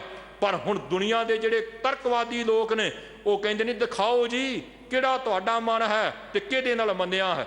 ਦੋਵੇਂ ਚੀਜ਼ਾਂ ਦਾ ਕੋਈ ਆਕਾਰ ਨਹੀਂ, ਨਾ ਮਨ ਦਾ ਕੋਈ ਆਕਾਰ ਹੈ ਤੇ ਨਾ ਨਿਰੰਕਾਰ ਦਾ ਕੋਈ ਆਕਾਰ ਹੈ। ਮਨ ਨੇ ਉਸ ਨਿਰੰਕਾਰ ਨਾਲ ਜੁੜਨਾ ਹੈ। ਸਥੂਲ ਚੀਜ਼ ਜਿਹੜੀ ਹੈ ਉਹ ਸਥੂਲ ਦਾ ਆਸਰਾ ਲੈਂਦੀ ਹੈ, ਔਰ ਜਿਹੜੀ ਨਿਰਸਥੂਲ ਹੈ ਉਹ ਜਿਸ ਨੇ ਨਿਰੰਕਾਰ ਦੇ ਨਾਲ ਜੁੜਨਾ ਹੈ ਉਹਨੂੰ ਫਿਰ ਆਪਣਾ ਸਵਰੂਪ ਵੀ ਉਹੋ ਜਿਹਾ ਬਣਾਉਣਾ ਪੈਂਦਾ ਹੈ। ਉੱਥੇ ਸਰੀਰਾਂ ਦੀ ਪਹੁੰਚ ਨਹੀਂ, ਉੱਥੇ ਆਤਮਾ ਦੀ ਪਹੁੰਚ ਹੈ ਤੇ ਆਤਮਾ ਦਾ ਸੰਬੰਧ ਮਨ ਦੇ ਨਾਲ ਹੈ, ਸਰੀਰ ਦਾ ਸੰਬੰਧ ਤਨ ਦੇ ਨਾਲ ਹੈ ਔਰ ਆਤਮਾ ਦਾ ਸੰਬੰਧ ਮਨ ਦੇ ਨਾਲ ਹੈ। ਹਜੂਰ ਪਾਤਸ਼ਾਹ ਜੀ ਦੇ ਉਹ ਬਚਨ ਭਗਤ ਕਬੀਰ ਜੀ ਦੀ ਰਸਨਾ ਤੋਂ ਉਹ ਕਹਿੰਦੇ ਮਨ ਮਾਨਿਆ, ਤੇ ਤਰਕਵਾਦੀਆਂ ਨੇ ਕਿਹਾ ਵਿਖਾਓ ਜੀ ਮਨ ਕਿੱਥੇ ਹੈ ਤੇ ਜਿਹਦੇ ਨਾਲ ਮੰਨਿਆ ਉਹ ਪਰਮਾਤਮਾ ਕਿੱਥੇ ਹੈ। ਉੱਥੇ ਭਗਤ ਕਬੀਰ ਜੀ ਕਹਿੰਦੇ ਸਭ ਕੁਝ ਜਾਣਦੇ ਨੇ, ਇਹ ਮਤਾ ਸੋਚੋ ਇਹਨਾਂ ਨੂੰ ਪਤਾ ਨਹੀਂ, ਇਹਨਾਂ ਨੂੰ ਸਭ ਪਤਾ ਹੈ, ਪਰ ਸਿਰਫ ਆਪਣੇ ਗਿਆਨ ਦੀ ਚਰਚਾ ਤੇ ਆਪਣੇ ਹਉਮੈ ਗਿਆਨ ਦੇ ਹੰਕਾਰ ਨੂੰ ਉੱਚਾ ਚੁੱਕਣ ਵਾਸਤੇ ਸਵਾਲ ਦੇ ਉੱਤੇ ਸਵਾਲ ਖੜਾ ਕਰਦੇ ਨੇ। ਕਹਿੰਦੇ ਇਹਨਾਂ ਨੂੰ ਇਸੇ ਲੋਕਾਂ ਨੂੰ ਸਮਝਾਉਣ ਦੀ ਵੀ ਕੋਈ ਲੋੜ ਨਹੀਂ, ਇਹੋ ਜਿਹੇ ਲੋਕਾਂ ਦੇ ਉੱਤੇ ਆਪਣਾ ਸਮਾਂ ਬਰਬਾਦ ਕਰਨ ਦੀ ਲੋੜ ਨਹੀਂ ਵੀ ਉਹਨਾਂ ਨੂੰ ਤੁਸੀਂ ਤਰਕ ਦਿਓ, ਤੁਸੀਂ ਉਹਨਾਂ ਨੂੰ ਦਲੀਲਾਂ ਦਿਓ, ਉਹਨਾਂ ਨੂੰ ਸਮਝਾਉਂਦੇ ਫਿਰੋ ਵੀ ਭਾਈ ਬਾਣੀ ਪੜ੍ਹਨ ਨਾਲ ਆਹ ਫਾਇਦਾ ਹੁੰਦਾ ਹੈ ਜੀ, ਸੰਗਤ ਕਰਨ ਨਾਲ ਆਹ ਲਾਭ ਹੁੰਦਾ ਹੈ ਜੀ, ਗੁਰੂ ਘਰ ਦੇ ਵਿੱਚ ਆ ਕੇ ਲੰਗਰ ਵਿੱਚ ਸੇਵਾ ਨਿਭਾਉਣ ਦੇ ਨਾਲ ਆਹ ਕੁਝ ਪ੍ਰਾਪਤ ਹੁੰਦਾ। ਉਹ ਕਹਿਣਗੇ ਨਹੀਂ, ਇਹ ਪਖੰਡ ਹੈ ਜੀ। ਬਸੋ ਭਲਾ ਜੀ, ਬਰਤਨ ਸਾਫ਼ ਕਰਨ ਦੇ ਨਾਲ ਤੁਹਾਨੂੰ ਕੀ ਪ੍ਰਾਪਤ ਹੋ ਸਕਦਾ ਹੈ ਜੀ? ਦਹਲੀਜ਼ ਵਿੱਚੋਂ ਚੁੱਕ ਕੇ ਚਰਨ ਧੂੜ ਮੱਥੇ ਲਾ ਲੈਣ ਦੇ ਨਾਲ ਕੀ ਲਾਭ ਹੋ ਜਾਵੇਗਾ ਜੀ? ਸ਼ਬਦ ਉਸੇ ਨੂੰ ਦੁਬਾਰਾ ਰਟਣ ਦੇ ਨਾਲ ਕੀ ਫਾਇਦਾ ਹੋਵੇਗਾ? ਉਹਨਾਂ ਲੋਕਾਂ ਨੂੰ ਸਮਝਾ ਨਹੀਂ ਸਕਦੇ। ਉੱਥੇ ਇੱਕੋ ਇੱਕ ਜਵਾਬ ਜਿਹੜਾ ਭਗਤ ਕਬੀਰ ਜੀ ਨੇ ਕਿਹਾ, ਕਹਿਣ ਲੱਗੇ, ਕਹਿ ਕਬੀਰ ਅਬ ਜਾਣਿਆ ਜਬ ਜਾਂਦਿਆਂ ਤੋਂ ਮਨ ਮਾਨਿਆ, ਮਨ ਮਾਨੇ ਲੋਕ ਨਾ ਭਤੀਜੇ, ਨਾ ਭਤੀਜੇ ਤੋ ਕਿਆ ਕੀਜੇ। ਕਹਿੰਦੇ ਉਹਨਾਂ ਲੋਕਾਂ ਦਾ ਕੁਝ ਨਹੀਂ ਕੀਤਾ ਜਾ ਸਕਦਾ ਜਿਹੜੇ ਸਿਰਫ ਤਰਕ ਵਿੱਚ ਫਸੇ ਹੋਏ ਨੇ। ਭਗਤ ਨਾਮਦੇਵ ਜੀ ਨੇ ਕਿਹਾ ਸੀ, ਤਰਕ ਨਾ ਚਾਹ। ਕਹਿੰਦੇ ਜੇ ਨਿਰੰਕਾਰ ਪ੍ਰਭੂ ਪਰਮਾਤਮਾ ਨੂੰ ਮਿਲਣਾ ਹੀ ਤੇ ਆਪਣੇ ਅੰਦਰੋਂ ਤਰਕ ਨੂੰ ਕੱਢ ਦੇ, ਆਪਣੇ ਅੰਦਰੋਂ ਦਲੀਲਬਾਜ਼ੀ ਨੂੰ ਕੱਢ ਦੇ। ਨਿਮਰਤਾ ਭਾਵ ਵਿੱਚ ਆ ਕੇ ਕਹਿ, ਮਹਾਰਾਜ ਗਿਆਨ ਧਿਆਨ ਕਿਛ ਕਰਮ ਨਾ ਜਾਣਾ, ਸਾਰ ਨਾ ਜਾਣਾ ਤੇਰੀ, ਸਭ ਤੇ ਵੱਡਾ ਸਤਿਗੁਰੂ ਨਾਨਕ ਜਿਨ ਕਲ ਰਾਖੀ ਮੇਰੀ। ਮਹਾਰਾਜ ਮੈਨੂੰ ਕੁਛ ਨਹੀਂ ਆਉਂਦਾ, ਜੇ ਕੁਛ ਆਉਂਦਾ ਹੁੰਦਾ ਤਾਂ ਤੁਹਾਡੇ ਕੋਲ ਆਉਂਦਾ ਹੀ ਕੀ ਲੈਣ ਵਾਸਤੇ? ਮੈਨੂੰ ਕੁਝ ਨਹੀਂ ਆਉਂਦਾ, ਮੇਰੇ ਅੰਦਰ ਕੋਈ ਨਹੀਂ ਸਮਝ, ਮੇਰੇ ਅੰਦਰ ਨਹੀਂ ਗਿਆਨ, ਇਸ ਕਰਕੇ ਤੁਹਾਡੇ ਦਰ ਦੇ ਉੱਤੇ ਆਇਆ ਹਾਂ। ਤੁਸੀਂ ਉਹ ਗੁਰੂ ਜੇ ਜਿਹੜੇ ਭੂਲੇ ਮਾਰਗ ਜਿਨ੍ਹੇ ਬਤਾਇਆ, ਐਸਾ ਗੁਰ ਵੱਡ ਭਾਗੀ ਪਾਇਆ। ਵੱਡਿਆਂ ਭਾਗਾਂ ਦੇ ਨਾਲ ਐਸਾ ਗੁਰੂ ਪ੍ਰਾਪਤ ਹੁੰਦਾ ਹੈ ਜਿਹੜਾ ਸਾਡੇ ਔਗਣਾਂ ਨੂੰ ਢੱਕਦਾ ਨਹੀਂ, ਬਲਕਿ ਸਾਡੀਆਂ ਕਮੀਆਂ ਨੂੰ ਉਘਾੜ ਕੇ ਸਾਹਮਣੇ ਲਿਆਉਂਦਾ ਹੈ ਤੇ ਦੱਸਦਾ, ਭਲਿਆ ਆ ਤੇਰੇ ਅੰਦਰ ਘਾਟਾਂ, ਇਹਨਾਂ ਨੂੰ ਦੂਰ ਕਰ ਲੈ। ਸਿਆਣਾ ਡਾਕਟਰ ਜਿਹੜਾ ਹੈ ਨਾ, ਕਿਸੇ ਵਿਅਕਤੀ ਦੇ ਸਰੀਰ ਦੇ ਉੱਤੇ ਫੋੜਾ ਹੋ ਜਾਏ, ਫੋੜੇ ਦੇ ਅੰਦਰ ਪਾਕ ਭਰ ਜਾਏ ਤੇ ਉਹਦੇ ਉੱਤੇ ਤੁਸੀਂ ਦੇਖਦੇ ਹੋ ਮੱਖੀਆਂ ਬੈਠਦੀਆਂ ਹਨ। ਹੁਣ ਮਨੁੱਖ ਕਵੇ ਕਿ ਮੈਂ ਤੇ ਲੋਕਾਂ ਤੋਂ ਡਰਦਿਆਂ ਆਪਣੇ ਇਸ ਜ਼ਖਮ ਨੂੰ ਦਿਖਾਉਣਾ ਨਹੀਂ। ਲੋਕ ਕਹਿਣਗੇ ਇਹਦੇ ਅੰਦਰ ਬੜੀ ਗੰਦਗੀ ਪਈ ਹੋਈ ਹੈ, ਉਹਦਾ ਇਲਾਜ ਨਹੀਂ ਹੋ ਸਕਦਾ, ਉਹਨੂੰ ਕੱਜ ਕੇ ਰੱਖੀ ਜਾਵੇ, ਟਾਕੀਆਂ ਬੰਨੀ ਜਾਵੇ, ਪੱਟੀਆਂ ਉੱਤੇ ਲਪੇਟੀ ਜਾਵੇ, ਕਿਸੇ ਨੂੰ ਪਤਾ ਨਾ ਲੱਗੇ ਵੀ ਇਹਦੇ ਫੋੜਾ ਹੋ ਗਿਆ, ਪਾਕ ਭਰ ਗਈ ਹੈ, ਇਹਦੇ ਅੰਦਰ ਗੰਦ ਪਿਆ ਹੋਇਆ, ਉਹਨੂੰ ਢੱਕੀ ਜਾਵੇ, ਕੋਈ ਇਲਾਜ ਨਹੀਂ ਹੋਏਗਾ। ਆਖਰ ਉਹਦਾ ਸੂਰ ਬਣੇਗਾ, ਉਹਦੇ ਵਿੱਚ ਕੈਂਸਰ ਪੈਦਾ ਹੋ ਸਕਦਾ ਹੈ, ਮਨੁੱਖ ਮਰ ਜਾਏਗਾ। ਪਰ ਸਿਆਣਾ ਡਾਕਟਰ ਕਹੇਗਾ, ਨਹੀਂ ਓ ਭਾਈ, ਥੋੜੇ ਚਿਰ ਦਾ ਤੈਨੂੰ ਦੁੱਖ ਹੋਣਾ ਹੈ, ਇਹਨੂੰ ਚੀਰ ਦਿਆਂਗੇ, ਇਹਦੇ ਵਿੱਚ ਆਪਣਾ ਚਾਕੂ ਮਾਰਾਂਗੇ ਔਰ ਇਹਦੇ ਵਿੱਚੋਂ ਗੰਦਗੀ ਬਾਹਰ ਕੱਢਾਂਗੇ। ਥੋੜੇ ਸਮੇਂ ਦਾ ਦੁੱਖ ਝੱਲਣਾ ਪਏਗਾ, ਪਰ ਲੰਬੇਰੇ ਸਮੇਂ ਦਾ ਤੇਰਾ ਇਲਾਜ ਹੋ ਜਾਏਗਾ, ਤੈਨੂੰ ਸੁੱਖ ਪ੍ਰਾਪਤ ਹੋ ਜਾਏਗਾ। ਗੁਰੂ ਸਾਨੂੰ ਚੀਰਦਾ ਹੈ, ਕੱਟਦਾ ਹੈ, ਪਰ ਉਹ ਦੁੱਖ ਦੇਣ ਵਾਸਤੇ ਨਹੀਂ, ਸਾਡੀ ਗੰਦਗੀ ਨੂੰ ਬਾਹਰ ਕੱਢਣ ਵਾਸਤੇ। ਗੁਰੂ ਐਸਾ ਦਰਪਣ ਤੇ ਐਸਾ ਆਇਨਾ ਹੈ ਜਿਹਦੇ ਸਾਹਮਣੇ ਖਲੋ ਕੇ ਸਾਨੂੰ ਸਾਡੀਆਂ ਘਾਟਾਂ ਨਜ਼ਰ ਨਹੀਂ ਆਉਂਦੀਆਂ, ਬਲਕਿ ਉਹਨਾਂ ਦਾ ਇਲਾਜ ਵੀ ਨਜ਼ਰ ਆਉਂਦਾ ਹੈ। ਗੁਰੂ ਸਾਨੂੰ ਸਮਝਾਉਂਦਾ ਹੈ ਇਹਨਾਂ ਘਾਟਾਂ ਨੂੰ ਕਿਵੇਂ ਦੂਰ ਕਰਨਾ ਹੈ। ਹਜੂਰ ਕਹਿੰਦੇ, ਜਿਨ੍ਹਾਂ ਨੇ ਅਣਦਨ ਪ੍ਰਭੂ ਪਰਮਾਤਮਾ ਨਾਲ ਹਰ ਵੇਲੇ ਆਪਣਾ ਮੇਲ ਬਣਾਉਣਾ ਹੈ, ਹਜੂਰ ਪਾਤਸ਼ਾਹ ਕਹਿੰਦੇ ਉਹਨਾਂ ਨੇ ਉਸ ਵਾਹਿਗੁਰੂ ਦੇ ਨਾਮ ਦੇ ਨਾਲ ਸਾਂਝ ਪਾ ਲਈ ਹੈ। ਉਹਨਾਂ ਦੇ ਘਰ ਮੰਦਰ ਸੁਹਾਏ, ਉਹਨਾਂ ਦਾ ਹਿਰਦਾ ਘਰ ਵੀ ਚੰਗਾ ਲੱਗਦਾ ਹੈ, ਉਹਨਾਂ ਦੇ ਘਰ ਦੇ ਮੰਦਰ ਜਿਹੜੇ ਹਨ, ਜਿਨ੍ਹਾਂ ਘਰਾਂ ਦੇ ਵਿੱਚ ਅਸੀਂ ਰਹਿੰਦੇ, ਉਹ ਵੀ ਚੰਗੇ ਹੋ ਜਾਂਦੇ ਹਨ, ਕਿਉਂਕਿ ਜਿੱਥੇ ਪਰਮਾਤਮਾ ਦਾ ਵਾਸਾ ਹੋ ਗਿਆ ਉਹ ਘਰ ਤੇ ਆਪੇ ਸ਼ੋਭਨੀਕ ਹੋ ਜਾਣੇ ਹਨ। ਮਹਾਰਾਜ ਜੀ ਦਾ ਵਚਨ ਹੈ, ਜਿੱਥੇ ਜਾਏ ਬਹੇ ਮੇਰਾ ਸਤਿਗੁਰੂ, ਸੋ ਥਾਨ ਸੁਹਾਵਾ ਰਾਮ ਰਾਜੇ। ਬਸ ਗੁਰੂ ਨੂੰ ਆਪਣੇ ਅੰਦਰ ਟਿਕਾਉਣ ਦੀ ਲੋੜ ਹੈ। ਹਮ ਘਰ ਸਾਜਨ ਆਏ, ਸਾਨੂੰ ਆਪਣੇ ਸੱਜਣ ਨੂੰ ਅੰਦਰ ਵਸਾਉਣ ਦੀ ਲੋੜ ਹੈ। ਜਿੱਥੇ ਅਸੀਂ ਹੋਰ ਬਹੁਤ ਕੁਝ ਪਾਇਆ ਹੈ, ਉੱਥੇ ਗੁਰੂ ਨੂੰ ਆਪਣੇ ਅੰਦਰ ਵਸਾਈਏ। ਹਜੂਰ ਕਹਿੰਦੇ, ਪੰਜ ਸ਼ਬਦ ਧੁਨ ਅਨਹਦ ਵਾਜੇ, ਹਮ ਘਰ ਸਾਜਨ ਆਏ। ਹਜੂਰ ਕਹਿੰਦੇ ਹੁਣ ਇਹੋ ਜਿਹਾ ਅੰਦਰ ਦਾ ਵਰਤਾਰਾ ਹੋ ਗਿਆ ਹੈ, ਮਾਨੋ ਪੰਜ ਤਰ੍ਹਾਂ ਦੇ ਜਿਹੜੇ ਵਾਜੇ ਹਨ ਉਹ ਇੱਕ ਸੁਰ ਤਾਲ ਦੇ ਵਿੱਚ ਵੱਜਣ ਲੱਗ ਪਏ ਹਨ ਔਰ ਉਹਨਾਂ ਦੇ ਅੰਦਰ ਸ਼ਬਦ ਦੀ ਗੁੰਜਾਰ ਸ਼ੁਰੂ ਹੋ ਗਈ ਹੈ। ਅੰਦਰ ਆਨੰਦ ਵਾਲਾ ਖਿੜਾ ਬਣ ਗਿਆ ਹੈ, ਅੰਦਰ ਖੁਸ਼ੀ ਆ ਗਈ ਹੈ, ਕਿਉਂਕਿ ਅੰਦਰ ਮੇਰੇ ਨਿਰੰਕਾਰ ਆਪ ਆਣ ਟਿਕੇ ਹਨ। ਹਜੂਰ ਦੇ ਬਚਨ ਹਨ। ਹਜੂਰ ਕਹਿੰਦੇ, ਭਲਿਓ ਜਿੰਨੀ ਦੇਰ ਤੱਕ ਸਤਿਗੁਰੂ ਹਿਰਦੇ ਦੇ ਅੰਦਰ ਨਹੀਂ ਆ ਕੇ ਟਿਕਦਾ, ਉਨੀ ਦੇਰ ਤੱਕ ਅਸੀਂ ਗੁਰੂ ਨੂੰ ਜਿੰਨੀ ਦੇਰ ਤੱਕ ਮਨਾਇਆ ਨਹੀਂ, ਰਿਝਾਇਆ ਨਹੀਂ, ਖੁਸ਼ ਨਹੀਂ ਕੀਤਾ ਤੇ ਉਹਨੂੰ ਆਪਣੇ ਹਿਰਦੇ ਅੰਦਰ ਨਹੀਂ ਵਸਾਇਆ, ਉਨੀ ਦੇਰ ਤੱਕ ਸੰਸਾਰ ਦੀਆਂ ਖੁਸ਼ੀਆਂ ਤਾਂ ਮਿਲ ਸਕਦੀਆਂ ਨੇ, ਪਰ ਨਿਰੰਕਾਰ ਦੇ ਘਰ ਦੀ ਖੁਸ਼ੀ ਪ੍ਰਾਪਤ ਨਹੀਂ ਹੋ ਸਕਦੀ। ਗੁਰੂ ਨਾਨਕ ਦੇਵ ਜੀ ਨੇ ਸਾਨੂੰ ਸੌਖਾ ਰਾਹ ਦੱਸਿਆ ਹੈ ਕਿ ਕਿਰਤ ਕਰਕੇ, ਨਾਮ ਜਪ ਕੇ, ਵੰਡ ਛਕ ਕੇ, ਵਾਹਿਗੁਰੂ ਜੀ ਦੀ ਕੀਰਤੀ ਵਿੱਚ ਜੁੜ ਕੇ ਪਰ ਉਪਕਾਰੀ ਜੀਵਨ ਜੀ ਕੇ ਵਾਹਿਗੁਰੂ ਜੀ ਨਾਲ ਸਾਂਝ ਪਾਈ ਜਾ ਸਕਦੀ ਹੈ। ਹਜੂਰ ਨੇ ਇਹ ਬਚਨ ਖੁਸ਼ੀਆਂ ਦੇ ਉਸ ਸਮੇਂ ਦੇ ਉੱਤੇ ਸਾਨੂੰ ਗਾਉਣ ਦੀ ਤਾਕੀਦ ਕੀਤੀ ਹੈ, ਕਿਉਂਕਿ ਇਹ ਸਾਰੇ ਸ਼ਬਦ ਜਿਹੜੇ ਚੱਲ ਰਹੇ ਨੇ ਇਹ ਵਿਆਹ ਦੇ ਸਮੇਂ ਦੇ ਸ਼ਬਦ ਨੇ। ਅੱਗੇ ਲਾਵਾਂ ਦਾ ਪਾਠ ਵੀ ਆ ਜਾਣਾ ਹੈ। ਖੁਸ਼ੀਆਂ ਦੇ ਵਿੱਚ ਵਿਸ਼ੇਸ਼ ਤੌਰ ਦੇ ਉੱਤੇ ਸਾਨੂੰ ਗੁਰੂ ਭੁੱਲ ਜਾਂਦਾ ਹੈ, ਕਿਉਂਕਿ खुशियां विच सानू अपने नज़र आउंदे ने, सानू परिवार नज़र आउंदा है, सानू वो खुशियां नज़र आउंदियां ने, पर जिन्ने खुशियां दित्तियां ने सानू वो भुल जांदा है। हजूर पातशाह जी ने सानू समझाया, कहण लगे भलिया दात नालों दाते नू ज़्यादा प्यार कर, क्योंकि एक दात वाल तक के खुश हो रहा है, जे दाता तेरे उत्ते खुश हो गया पता नहीं इहो जिहियां किन्नियां दातां दे नाल तेरी झोली भर देवेगा। पर दाता उन्हां दे उत्ते टुटदा है जिहड़े दाते नू याद करदे हन। हजूर सतगुरु गुरु नानक देव जी ने सानू किरती हो के किरत करके नाम जपण वाले पासे नू प्रेरिया है। हजूर ने कहा, जे तू अपने हिरदे घर अंदर सुख चाहुंदा है, शब्द दे नाल सांझ पा। जिन्हां ने शब्द दे नाल नाता जोड़िया, गुरबाणी दे नाल अपना संबंध जोड़िया, जिहड़े गुरु के बचनां दे अधिकारी बन गए, हजूर पातशाह कहंदे उन्हां नूं संसार दे अंदर सुख प्राप्त हुंदे ने, क्योंकि महाराज दा वचन है, जां का शब्द सुनत सुख सारे, जां की धीरज इस मनै सधारे। हजूर दे वचन कहंदे ओदा शब्द सानू सारे सुख प्रदान करन वाला है। गुरु दे शब्द दे नाल नाता जोड़ांगे, गुरु सानू अपने दरों घरों असीसां प्रदान करनगे। शब्द लंबेरा है, अगलेरा बंद जिहड़ा उहनूं आपां कल विचारन दा यतन करांगे, क्योंकि साध संगत जी 2 दिन दी हाज़री है। गुरु ने कृपा कीती है, सतगुरु कृपा करन। जदों असीं 2 परिवार इकट्ठे हो के इस शब्द नूं गाउंदे हां कि हम घर साजन आए साचे मेल मिलाए, उदों इस शब्द नूं ही ना गाइए बल्कि उस सच्चे नूं अपने मन के अंदर वसाइए, क्योंकि जिहड़ी खुशी शुरू होण जा रही है, क्योंकि ये शब्द उदों उचारण किया जाता है, उदों गाविया जाता है जदों मिलनी की रस्म अदा हुंदी है, जदों दोनों परिवारां दी आपस विच मिलनी हुंदी है, दोनों परिवारां दा मिलाप हुंदा है। और जदों असीं मिलाप गुरु गुरु करदे हां, गुरु के शब्द नूं गाउंदियां करांगे, वो मिलाप साडा सदीवी हो निबड़ेगा। गुरु करे कृपा असीं संसारक रस्मां निभाउंदियां होइयां भी कदे गुरु तो दूर ना होइए, गुरु के शब्द के अधिकारी बणीए, धन श्री गुरु ग्रंथ साहिब जी महाराज नूं अपने जीवन का आसरा बनाइए, क्योंकि संसार के अंदर जे समुची मनुखता श्री गुरु ग्रंथ साहिब जी जिन्हां दा उपदेश 4 वर्णा को साझा है। इत्थे कोई आवे किसी स्वरूप दे विच आवे, किसी धर्म का अधिकारी होवे, किसी जात का होवे, कोई गल नहीं, गुरु सारिਆਂ ਨੂੰ एक समान उपदेश देंदे हन। संसार दे लोकां ने वंड पाई, हिस्सियां विच वंडिया, पर गुरु ग्रंथ साहिब जी ने वंडियां होयां नूं एक सूत्र दे विच परोया और ये आवाज़ दित्ती, ऐ दुनिया दे लोको असीं सारे एक पिता दे पुत्र धीआं हां, जे ओहदियां खुशियां प्राप्त करनियां चाहुंदे हां, ਉਹਦੇ ਨਾਲ संबंध जोड़ना चाहुंदे हां, अंदरों ये पुकारिए एक पिता एक सकेहा मुबारक, तू मेरा गुरहाई सुन मीता, जियो हमारा बल बल जासी, हर दर्शन देहो दिखाई। ऐसी भावना दे नाल ओहदे दर दे उत्ते अरदास करांगे, वो पिता सानू अपने कलावे विच लएगा। वो इहो जिहा पिता है जिहड़ा साडे औगणां वल नहीं तकदा, बल्कि बहुड़ पिता गल लावे, पिछले औगण बख्श लए प्रभ आगे मार्ग पावे वाला उदा सुभाव है।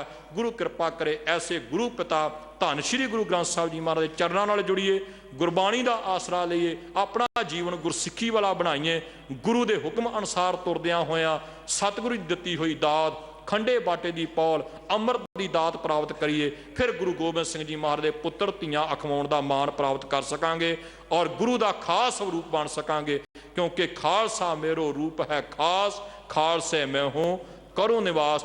गुरु उन्नी देर तक साडे हिरदे अंदर नहीं टिकेगा जिन्नी देर तक गुरु की सिक्ख्या नूं प्राप्त नहीं कर लेंदे।